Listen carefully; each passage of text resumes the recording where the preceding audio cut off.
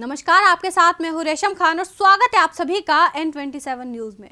Bahujan Samaj party ने आगामी लोकसभा चुनाव अकेले लड़ने का ऐलान कर दिया है। वहीं अपने जन्मदिन के मौके पर 15 जनवरी को एक प्रेस वार्ता में बसपा सुप्रीमो और यूपी की पूर्व सीएम मायावती ने कहा कि उनकी पार्टी 2024 का लोकसभा चुनाव अकेले ही लड़ेगी, लेकिन चुनाव के बाद सरकार बनाने वाली पार्टी को उचित भागीदारी के साथ समर्थन देगी।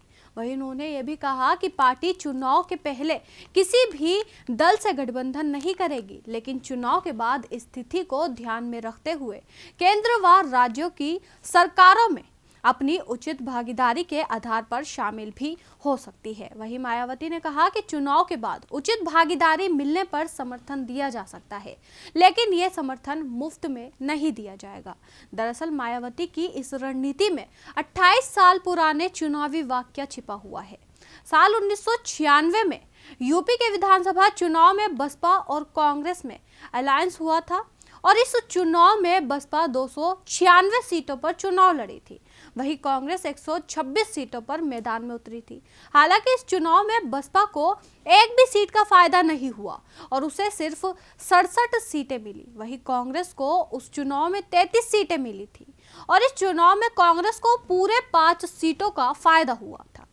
वहीं इस चुनाव में बसपा को 19.64% वोट मिले थे, वहीं कांग्रेस के हिस्से में 8.35% मत आए थे।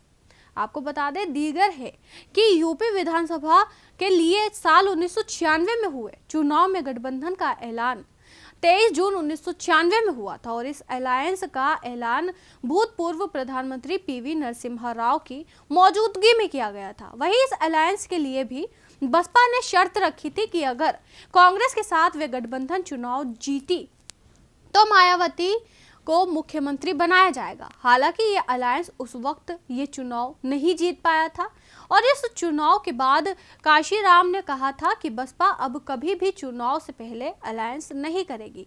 माना जा रहा है कि बसपा चीफ 24 साल पुरानी इसी रणनीति पर दोबारा लौटने की तैयारी में है।